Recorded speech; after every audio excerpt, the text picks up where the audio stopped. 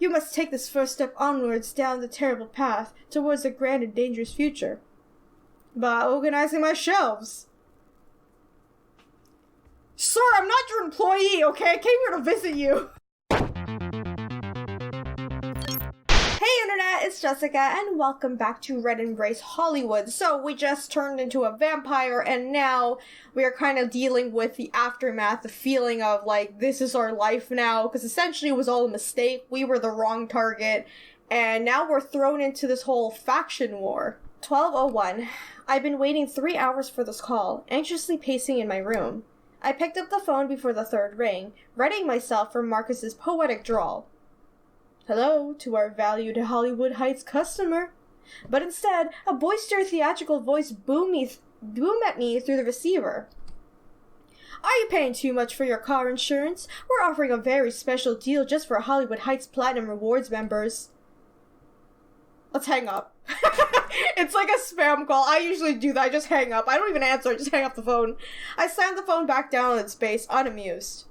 But could you cut the bullshit, Markus? Let's say that. After I picked up the phone and snapped at him impatiently, Markus let out a sigh. I see my efforts to put your nerves at ease are unappreciated, sister, and I'm mighty disappointed. Down to our business for tonight, however.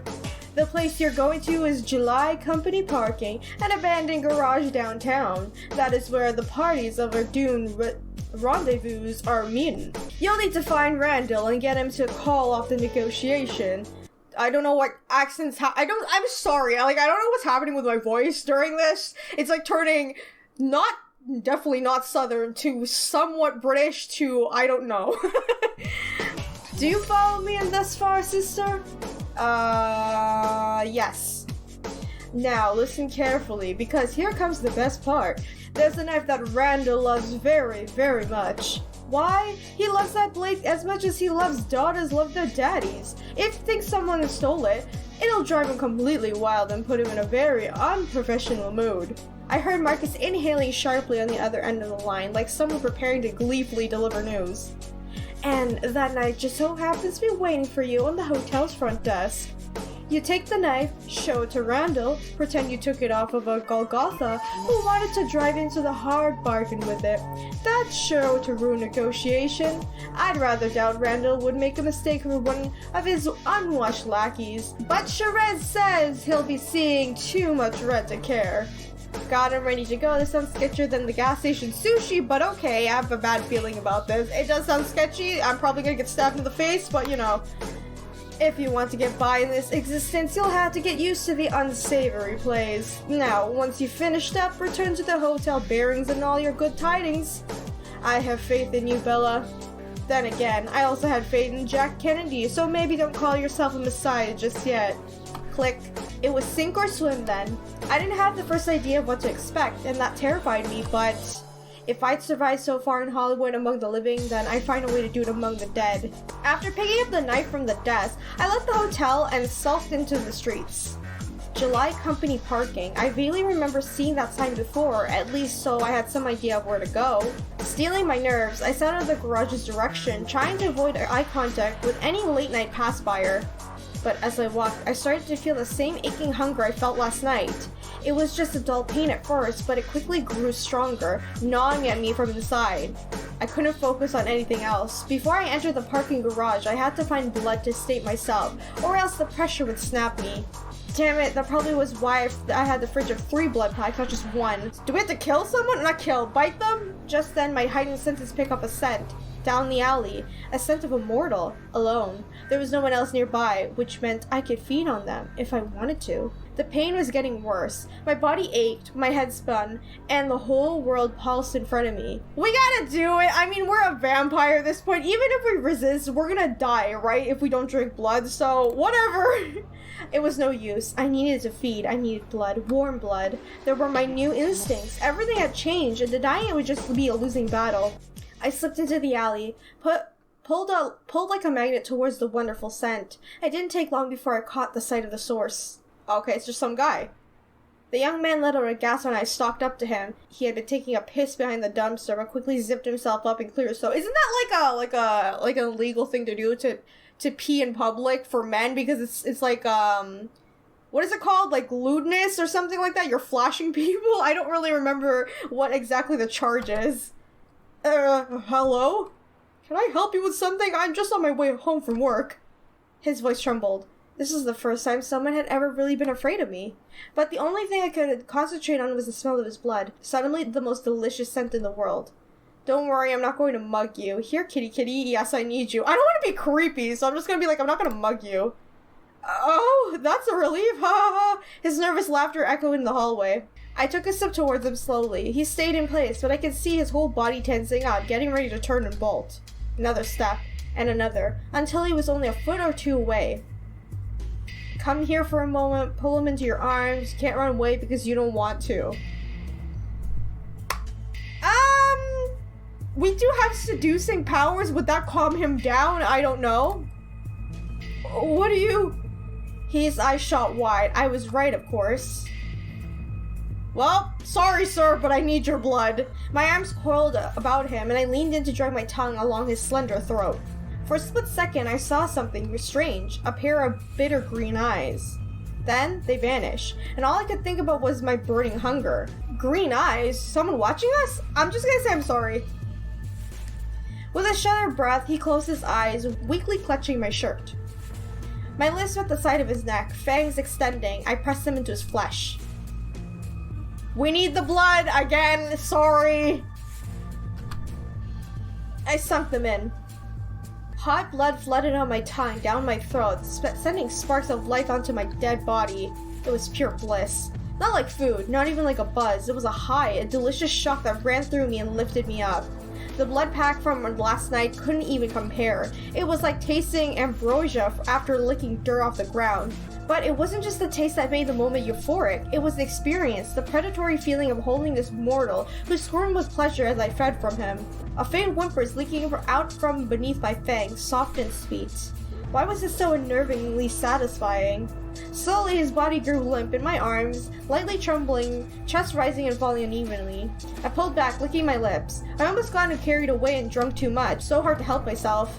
The young man was still slumped in my arms, peacefully unconscious. I could still feel his heart beating, and his skin didn't look too pale. He'd wake up before long, or so I hoped. But I couldn't waste any more time. I needed to head towards the garage and catch the meeting before it ended, so I decided to... Let's keep him somewhere safe. I feel kind of bad for this dude. This is LA at night, and I'm leaving an unconscious guy lying on the alleyway was probably the only steps away from manslaughter. Funny how this boy was more in danger from a fellow man than a monster like me. Grabbing him underneath his arms, dragging his ragdoll body through the shadows, searching the nearby building for a safe place to leave him. It wasn't long before I found an old dentist's office long since abandoned. I kicked the door open and set the man down in the dark, dusty waiting room, tossing the rug on top of him for a blanket. Better than nothing, probably. Hope that guy doesn't have allergies. At last, with a somewhat lightening consciousness, I hurried back to the streets. But as I rushed towards the parking garage, savoring last drops of blood on my tongue, I couldn't stop but thinking of what just happened. So, this was what it meant to be a vampire, an urban, unholy apex predator, a parasite, just like how Markus had said, living off somebody else's life. I mean, yeah, vampires are kind of like parasitic, aren't they? Because that's what they do. They kind of like just leech off of other people for life. July company parking garage closed October 8th. How many Octobers ago, I wonder? Judging from the litter and grime all around the sign, probably a few had passed. Well, didn't matter, this was the place. A boar-looking thug stood at the entrance, obviously stationed as a guard. My first trial, by the looks of it. Putting on the confident expression, I strode up to him, clearing my throat. Place is closed. Go dick around somewhere else. I don't know what kind of voice that was, but whatever. He barked a few short words at me before I could even open my mouth. I'm one of the Golgotha meeting here tonight. Please let me in. If you don't let me into this meat place, you're gonna be in deep later. He's coming. Would he believe me, though? I feel like I should threaten this guy. I gotta, build up my skills of threatening people, right? I don't know what I should do. I'll say it. Oh, yeah, I don't remember Randall saying anything about waiting for someone. Oh, you got me, but I really need to get inside. You can keep asking all night, but I'm not gonna risk my ass for you. If you promise you something later, what a shame. I figured you were the type of guy who liked cash. Cash? He paused, a greedy light flickering in his eyes. Alright, how much cash we talking about here? Fork it over and I'll say, you got a pass when I wasn't looking. Motion him, I'm gonna punch his lights out, I'm gonna do that. Huh? What? How many Benjamins you got in that wallet? Why do I gotta... Ugh! My fist slammed into his cheek, catching him off guard. He staggered back a few steps before falling to the ground in a heap, groaning weakly. I was never a heavy puncher than I normally could throw. My new condition must have given me a strength boost. Wow, that's a terrible guard. He went out in one punch. One punch, man. I hurried into the garage, feeling only vaguely sorry for the guard. I was living in an even more brutal world than before, and I had sensed that misplaced mercy might equal death row. After darting down the 4-level garage at top speed, I finally arrived. Loud whispers and rowdy laughter made it sound like there was a meeting hasn't even started yet, and I was just in time. The two groups standing across from each other were pretty clear-cut, and I could easily tell which house was which. One full of rough types, probably gangsters and punks in life. Tattoos, leather jackets piercing, and wild eyes everywhere. The other group, interestingly enough, looked like the complete opposite. Eccentric outfits, soft murmurs, and a large amount of eerie smiles. Almost instantly, I felt a pull towards them. In the strange dark world, the Golgotha seemed to shine brightly. They looked like a library full of answers to all the questions swirling around in their head. In my head, sorry. I didn't even have a choice. I knew I had to wait before finally getting my hands on those answers. Alright, let's cut to the bullshit and talk conditions. A deep voice suddenly boomed through the garage. Oh, I gotta do a deep voice. Oh my goodness. Making everyone fall silent. Hey, Randall! Okay. Moments later, a tall, muscular vampire pushed his way to the front of the Mavar group. The sheer force of his presence made it instantly clear who he was. When I blinked, I thought I saw him sort of circlet over his head, shining brightly. But it vanished in the next moment. Just an illusion. Probably not. I only agreed to this meeting because I hate those Isakari bastards more than I hate you. I'm guessing it's mutual.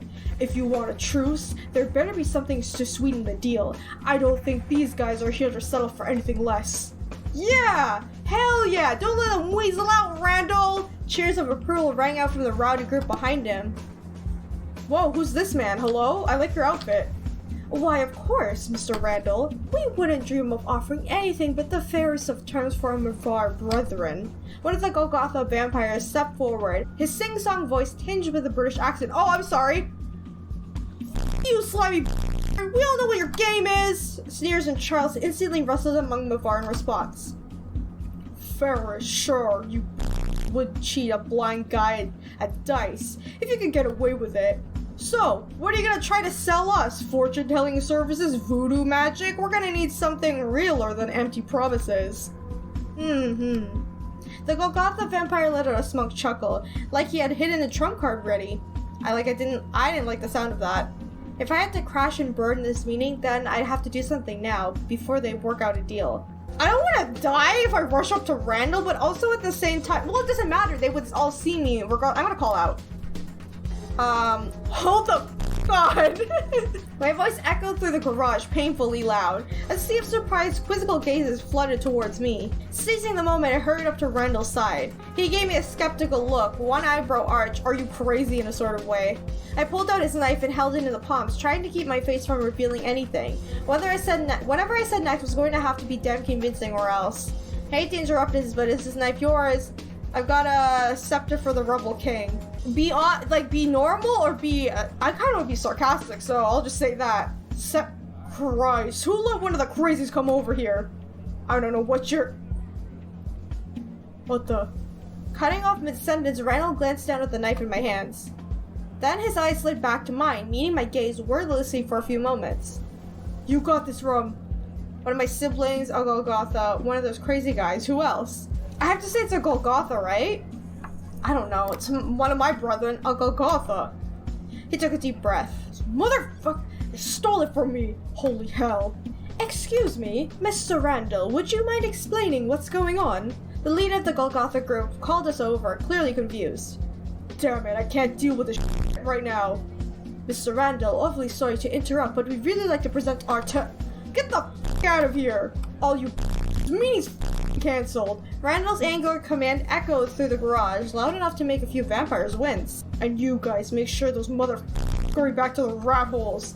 He addressed his own group with a low growl, which was met with a hurried nods and eager knuckle cracking. I'll meet you outside in a little while. Go on, get going!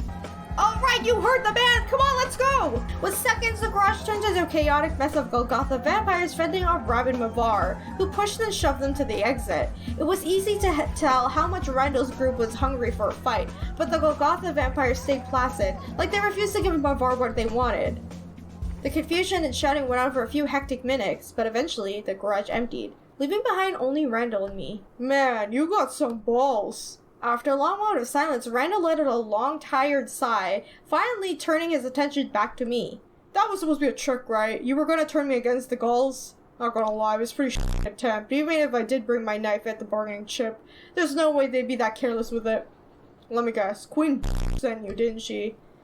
I mean, Shiraz? No, your mother and I haven't spoken in years. I don't want to die, so who the hell else? Shiraz figures. She must have known that I'd see through this. It's too obvious. What the hell was she aiming for? Is Sakari in their mind games? Damn it. Randall growled deep in his throat, fangs bared like a wild animal. But his rage didn't seem to focus on me, much more to my surprise. He was still holding the knife too, so I consider myself lucky. Ugh. Finally, he let out a groan, most of the anger on his face fading in annoyance. Probably good we didn't bargain with those freaks anyway. They're all up to something, just like always. But you, I've never seen your face before, and I've seen just about every vampire in LA. And since you were sent on a suicide mission, it doesn't take a whole lot of detective work to see that you're new. Cannon foddered, kicked out to die. What's your name anyway? It's Bella. Bella, huh? Well, Bella, way to make a f***ing entrance. He doesn't sound quite as pissed as I figured he'd be. I should probably tear you up for pulling the shit on us, but man, I guess you didn't get much of a choice. It's just like Queen taking a newbie and throwing her out to the sharks. But there's not a lot of hole I can do for you, not with her on high alert. The Sakari still have most power in LA right now. If Shiraz wanted you dead, well, we'd be dead. She'd find you, no matter where you try to hide out. Taking you in right now, well, that'd be too much. It's a risk I gotta look out for me and my group. His shoulders raised in a hapless shrug, one hand scratching on the back of his head. He really did sound apologetic, even though he didn't necessarily have any reason to be. Yeah, he seems, they gave the persona of him as being like this angry dude who will like blow up in your face, but he seems reasonable at times. Well, Shiraz wants to truce with you eventually. Would you agree to one? So, how do you feel about working with the Isakari? Let's talk about this. What? She says you're a leader of the Mavar and wants to be allies for some good forsaken reason. She thinks you'd be good to work with. Let's just say the truce one. Again, I don't feel like dying today. Ha! A choke of laugh and disbelief erupted in his throat. If he reacted like that to the mention of an alliance, it probably didn't bode well for Shiraz. That's the dumbest thing I've ever heard all month. And I just read a magazine ad trying to tell me my dick wasn't big enough. Alright, no, Randall has a big dick. Sure, these guys look up to me, but I'm not their leader. They have no leader. That's kind of the point. Told her that 100 goddamn times too. Hard concepts were dulled up fascistic grass, I guess. He muttered his last words spitefully, grinding a straight piece of gravel underneath his boot. Sounded like a leader earlier. Are you sure you're not deluding yourself? Yeah, I think Shiraz might have been pals with Stalin. Oh my god. I'll just say, are you sure? Kid, you better watch your mouth of yours. I'm a laid-back guy, but some of the others around here, talk to them like that and you'll get your second death before you even know what hits you. Christ, I can't believe Queen thinks it'll work under her. Every Isakari always out to use or kill you for power. That's how it goes. They say that you're about to beauty and peace and words over fighting, but it's all sham. One bunch of snakes. What do you think of us? You're a very angry vandal, right? No, I'm gonna say, what do you think of us? Us. Oh yeah, you're one of the... Nah. He pinched the bridge of his nose with his thumb and forefinger grimacing. Kid, I've got bad news for you. Your house, you got a lot of talent. Weird visions, prophetic dreams, singing into people's hearts that second you meet them, stuff like that. But it's gonna get hard, real hard. A lot of the newbie Gauls, they can't handle the new gift. Don't know how to separate reality from fantasy, completely insane within a week. That explains why a lot of the Golgotha are weird. I mean, look at Markus, he's freaking weird. So, try to keep it together, okay? That's my secret. I never had it together in the first place. That's a Hulk reference. I think I'll be fine, thanks. I will, Vandal, don't worry. I don't want to keep calling him Vandal because his name is Randall. I'll just say that's my secret. Right, good to know. Anyway, if you haven't met Markus yet, I should hook you up. He's the best skull. Hell, one of the best period I know around here. Markus is amazing. Weird sunglasses and all. I wish I could phrase things as confusingly as he does. I ran into him once and I think that's plenty enough for me. I like him though. He's weird, but I like him. Right? I got no idea why the f he wears those things, but hey, it's a free country. Markus, man, I used to hate his guts since he is always playing nice with Queen. Not to mention slow, preachy the way he talks. But then, when I shut up and actually listened to what he said, I realized he's got it all figured out. The politics, the mind games, everything. Randall paused, shaking his head in a bemused awe. He didn't seem like the type of guy who respects just anyone, but the fact that he thought so highly of Markus was really meant something. The guy could have been king of Los Angeles if he wanted to. Hell, probably the whole world. But instead, he hangs out at his porn store and sells giant rubber dicks. Really makes you think, huh, doesn't it? Randall clutched his stomach, doubling over as if he just cracked the best joke of the century. That leaves you your house, Mavar, right? So Isakari are the kiss of death, Golgotha are sounds death, and what are the Mavar? Kind of a fancy way of putting it, but sure. Not a whole lot to say about us, really. Mavar don't complicate shit. We just don't stand for unfair rules, and Queen just full of them. Vampires should be able to do whatever the hell they want.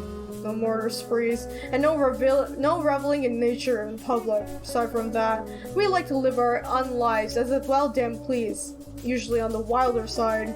Got a problem with another vampire? Face them head on, no politics. That's for Isakari. We're beasts after all, and Mavar don't hide from that. We embrace it. Interesting. So being a vampire is an excuse to ignore the laws and order! It's not an excuse for anything, but we're not mortal, so why do we have to live by mortal rules? Trying to make a crazy powerful creature all play nice with each other is a recipe for disaster. Lying, murder, theft is a piece of cake for us. Oh, whatever, he'll understand one day. With a worried smile, Randall reaches out to clamp a large hand on my shoulder, squeezing it roughly. Alright kids, it's been fun, but I need to go make sure the others aren't running down goals in the street or anything too crazy. I'm usually at the beach with my crews. If you ever decide to hop on into a winning team, he trailed off and clicked his tongue playfully, winking at me. Oh, are you winking at me, sir? Thanks, Randall. Nah, no need to thank me. We were all newbies once. I do my best to remember that. You see, he seems like a nice guy. It's just like, I don't know how crazy he'll get later, you know? And with that, we parted ways. I left the parking garage with a slightly clearer picture of the world that I'd been tossed into thanks to Randall. Luckily, the guard at the entrance was gone, so I avoided another awkward encounter. Imagine if he was still there, we have to punch up again. Maybe Randall would explain things to him later.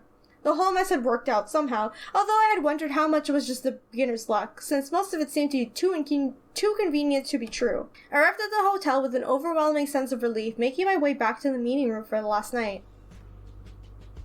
As it turned out, Shiraz and Heath are already waiting for me.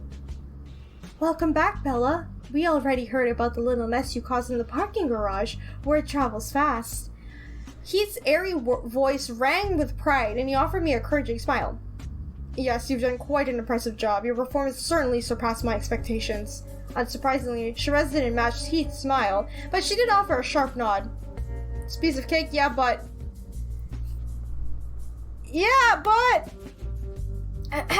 Before we go any further, let me clear the air.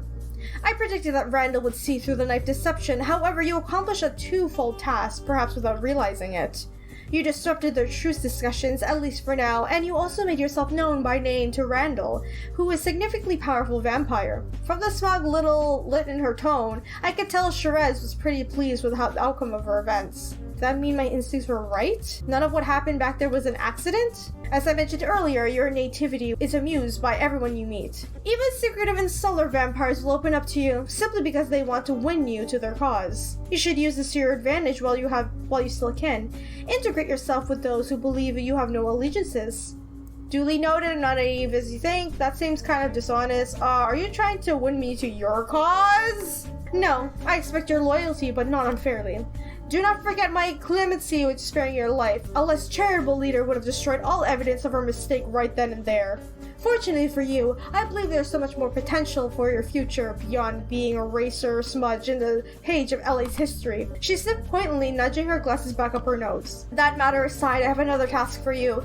It entails less conflict, but in equal importance. I'm listening. One of my contacts in South LA was unreachable tonight. I need to know why, but I can't spare any of my other associates to go find her. Things are very busy, you see. Imagine she's perfectly fine, as often vanishes for a night or two in eager and virilities, but I need to confirm that situation. Go to that area, track her down, and report back to me. Not too complicated, is it? Understood, I'll be back, I'll make contact, fine, but I hope to make it worth your while. I don't like her in the sense of, like, she is using us. Like, it's pretty obvious she's using us because we're new, but I don't know what she's capable of doing if we don't obey her. Excellent. Have the greatest faith you'll carry out the promise. My calm response seemed to please Shiraz, but who appeared into contently over from her glasses. Very well, one final thing. Bella, before you go. Yes, Miss Locke? I suggest you partner yourself with, or at least try to learn from, an older vampire. My agent here, Heath, is relatively new himself, but he may be some valuable insights on Hollywood to share with you. When Shiraz mentioned his name, Heath perked up, his eyes sparkled curiously. Did I hear you compliment me just now, Shiraz? I was merely stating facts. She coolly replied to Heath without missing a beat. Oh, I see. Moving along. Markus, too, possesses remarkable insight and knowledge. As a Golgotha, he is also particularly eccentric. His loyalties are unpredictable. Take everything he says with a grain of salt. And this may come to a surprise, but if you decide to seek out Randall as a mentor, I won't stop you. I acknowledge the strength of his position, as well as charisma and conviction. However, do not let yourself be swayed by his anachronistic beliefs. The current war is proof of what happens when vampires eschew leadership. Chaos, paranoia, and bloodshed. Thanks for the advice! You're scary still! So you should. Then decide may be the most important one you'll ever make. The decision you make will be the most important one you'll ever make. Heath and I will be staying here to discuss affairs, but I expect you to report in a few days, Bella. She lifted her elegant hand and pointed gesturally towards the door. He looked disappointed, flashing me an apologetic grimace when Shiraz wasn't looking, but it seemed like he was stuck there for a moment. Okay, out of all the vampires so far, I already said in the beginning, Markus is the one that interests me the most, so I'm probably gonna go with Markus, because, like, I like him, and he's weird, and the Golgotha vampires are totally weird too, so I think it would be an exciting storyline. I took the hint and left, heading towards the elevator. Part of me wondered what affairs they were talking about, but eavesdropping probably wasn't worth the risk. My room welcomed me back with all its glamorous, lifeless shine. But as relieved as happy as I was completely of my trial, I felt incredibly restless and uneasy. Lifting the curtains with one hand, I gazed out the window, absorbing the vibrant cityscape before me. Yesterday it had felt like a dream. Today, reality was finally setting in. I was a vampire, chained to eternity. Trapped behind glass, separated from Hollywood's life, I dreamed of so close and forever unreachable. Like the cityscape, that dream would always glitter in the distance, a reminder of what I'd lost. No matter how strong I was, it felt like my whole world just plunged upside down, and I couldn't find anywhere to put my feet. Maybe I really did need those mentors to help me through this. Rules, etiquette, and powers? I could figure those out myself, given enough time. But this isn't what I needed the most. I needed a way to ground myself, to figure out what being a vampire really meant and who I was becoming. The three men Shiraz mentioned seemed to know what they were doing, if nothing else. There was a good chance of one of them that could help me discover my place in this new life. With that, I made up my mind tomorrow and I am going to see Markus, but I gotta save just in case, so let me go ahead and do that. We're gonna go see Markus. Something strange drew me to Markus. It felt like everything he said about double meaning or hint to the future that I didn't understand yet. And of course, he had the same gifts that I had. Maybe he could explain a little more about why odd visions and words keep floating through my mind. If I teamed up with Markus, then at the very least, I knew things would never get boring. That's true, even though this would be a bad decision, I really think his storyline would be very interesting. Then it's settled. Tomorrow, I take a break from running Shiraz's errands and go find Markus instead. That thought of only a small pillar of the whirlwind I'd been thrown into, but I clung to it tightly as I could. A little excitement sparked through me as I shut the curtains, curling onto my bed to hide from the coming daylight. If this was what fate had stored for me, then so be it. I would fight and struggle to stay afloat in this world that I had been thrown into, and no matter what, I wouldn't give up. Even if it meant I would never see another sunrise again. Night curled around Los Angeles the same way it always did. I wasn't about to ask the hotel clerk for directions to a porn shop, so I decided to wander the streets until I found it myself. After all, if the sign was colored in Braille as a business card, it wouldn't be too hard to spot, hopefully. My guess was right. After about 30 minutes of prowling the city, I found myself standing before a run-down, incredibly sketchy-looking black building. Blood and Roses, the neon sign proudly flashed, written in nearly illegible fancy script. You know, I can actually see Markus, like, owning... Yeah, it makes sense for him to own, like, a porn shop. You can't read the sign because, like, the font is too illegible. Oh my god. It was somehow surreal, much like a strange owner. Oh... Oh no! I think I gotta blur this out because of YouTube. I mean, you can't tell what it is, right? It's just... massagers. Back massagers. Nothing weird. The shop I stepped into was... the unholy union of goth teenager bedroom and Dracula's sex dungeon. My eyes were attacked with an obscure amount of red velvet, gaudy lighting, and faux Victorian furniture that wasn't most likely striking part. The honor belonged to the whip's chain and shockingly large accessories on display. As for the floors, they were cluttered with shelves chock full of books, VCR tapes, and magazines. Couldn't even begin to get how many it was all perverted Library of Alexandria. Out of morbid curiosity, I picked up the tape and glanced at its cover.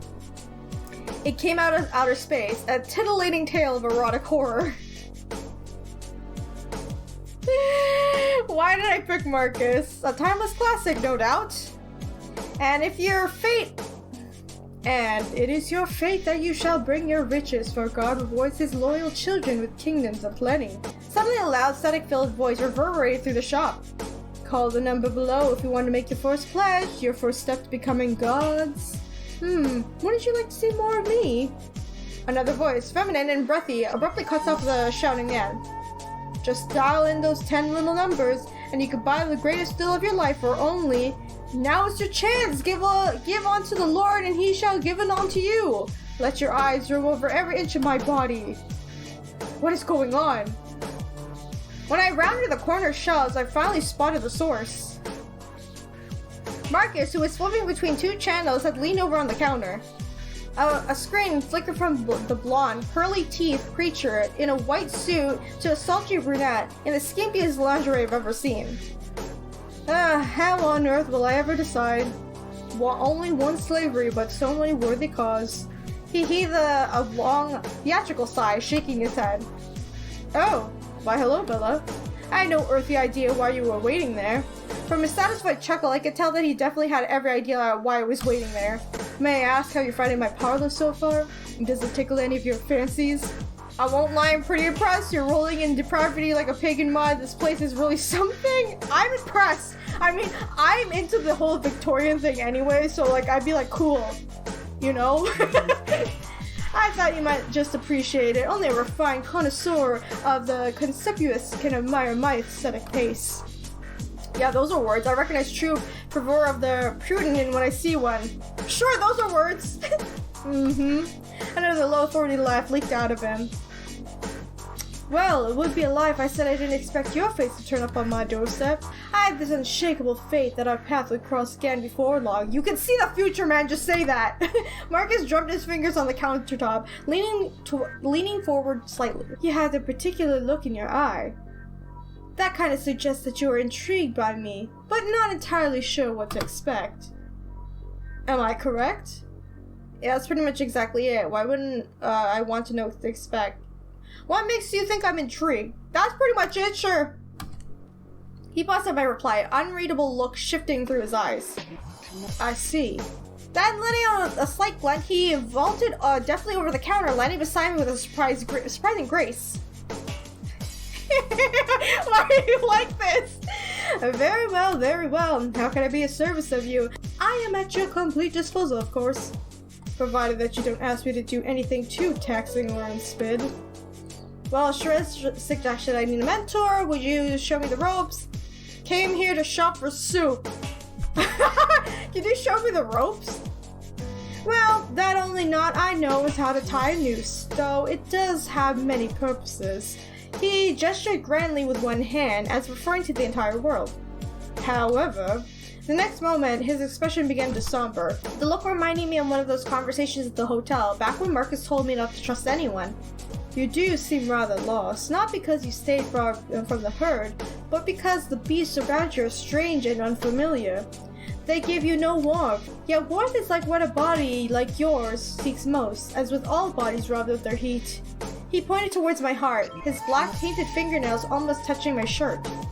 You were so cruelly scooped out of the dark for that reason. I'm intrigued to show you how you'll struggle and grow towards the light, or away from it.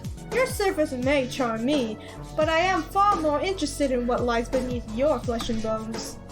The depths of your rotting cage. Thanks? That's the sweetest thing anyone has ever said to me. You're not going to cut me up, are you?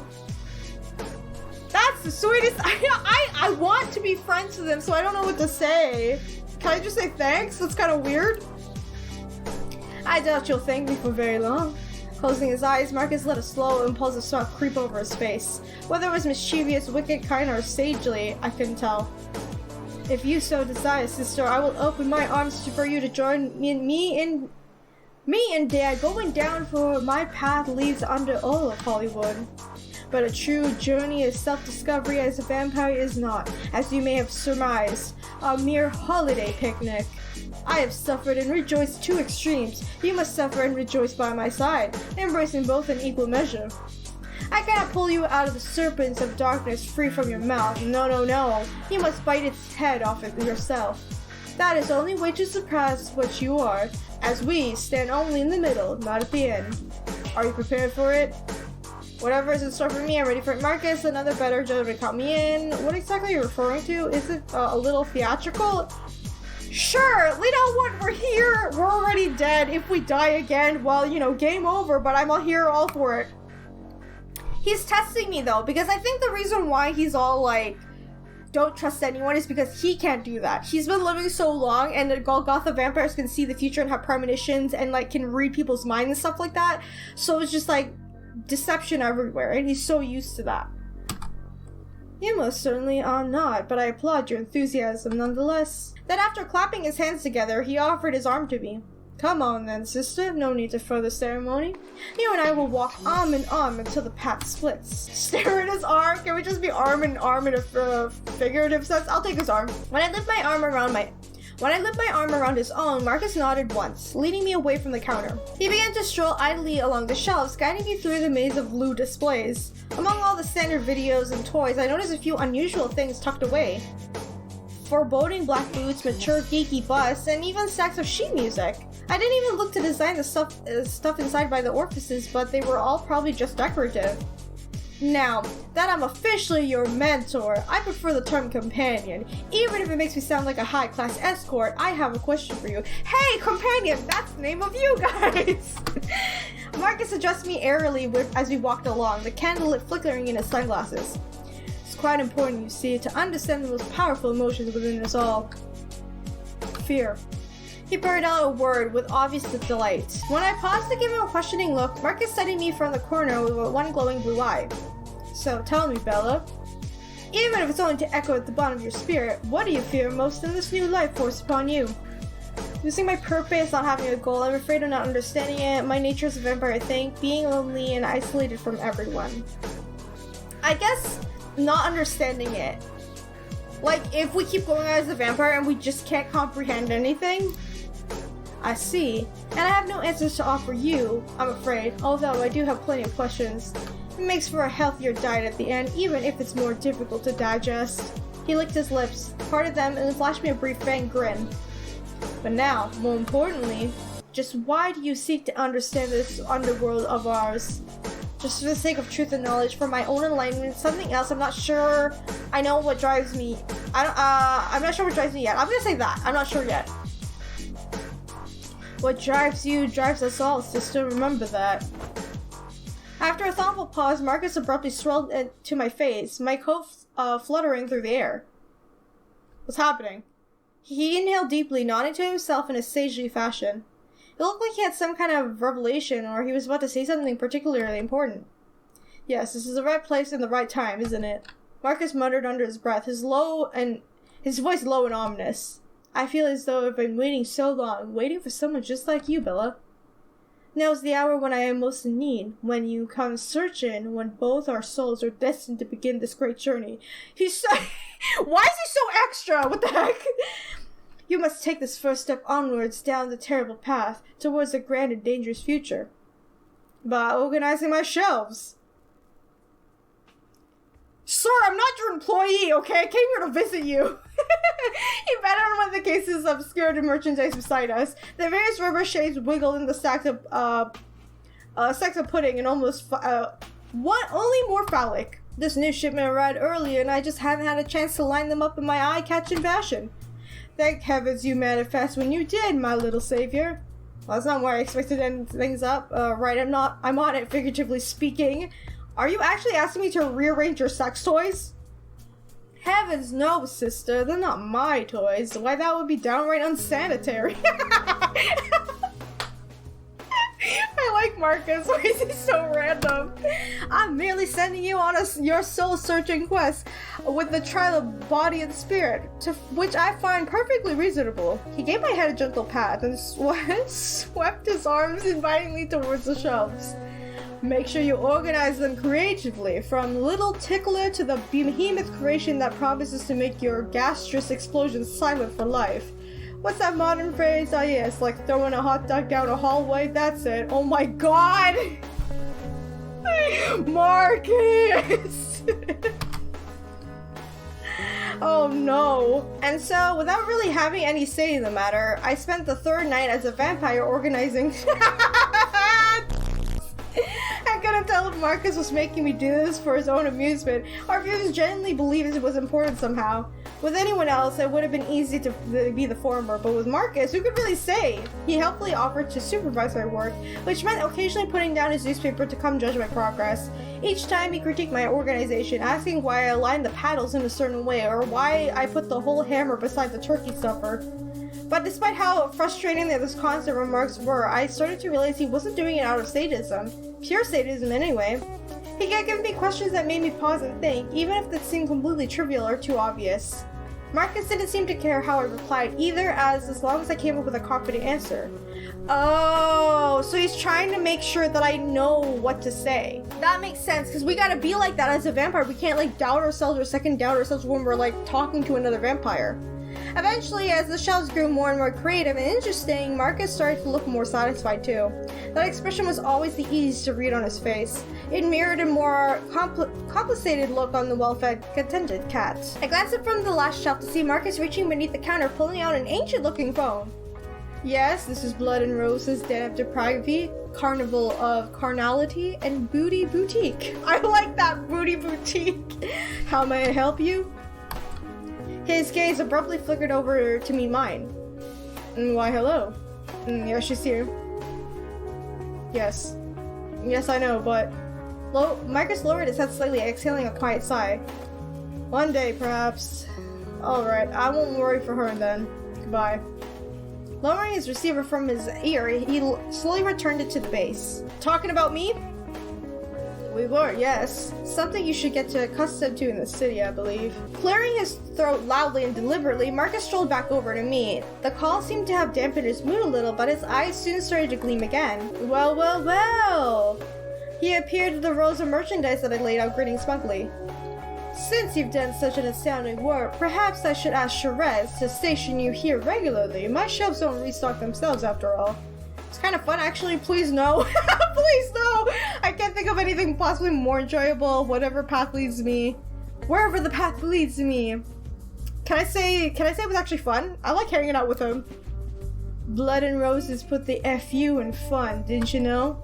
A few moments later, for a few moments, Markus smiled at me in silence, observing my face curiously. I felt like he was judging my reaction, or maybe scanning me for something in particular. Nah, well, as they say, time always flies when you're having fun. Time has indeed flown, making it about an hour for me to close, I'm afraid. There wasn't any hastiness in his voice, but I could tell Markus was gently trying to excuse himself. However, our next encounter lies close to the horizon. That much I can promise on you. Until then, I trust you will take tonight's lesson to heart. Yes, along with the nightmares about anal Armageddon 3000. I feel like I've learned something that I don't really want to. What are just the lessons are supposed to be exactly? I'll just say I don't really know what. And that is precisely the right feeling. The best meaning to your learning is one of those discoveries to yourself. Markus' whirly shoulders lifted from the shrug and his reply completely deadpan. Do enjoy your remainder of the evening, Bella. See you around, Marcus. After that job, I'll only go downhill from here. Good night! No, I'll just say I'll see you around. With a last flicker of a smile, Marcus sauntered back among the shelves, his footsteps silent on the carpet. He had seemed to be slipping away into thought, maybe from the phone call he had gotten earlier? I wonder who was talking to him. Still feeling caught up in the nightly usual turn of events, I made my way towards the exit. Oh, excuse me, darling. Oh, hello, who are you? When I opened the door, a short, eye-catching dressed woman was on the other side. After curiously examining my face for a few moments, she wiggled her finger at me and hurried inside. A regular customer, maybe?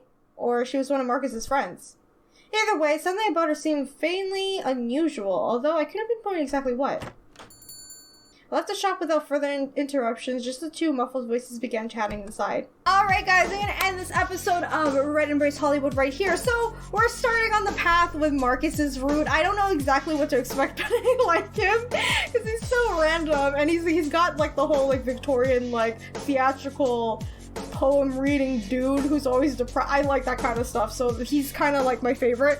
But I am curious as to see like who was calling him and exactly why, but other than that, I can tell why he's like so hostile towards everyone else, again because of his background, his powers, and how long he's been a vampire. So I guess in a way he's trying to make sure that we don't follow that path because we're new, but again, does that mean we can trust him? That's the question now.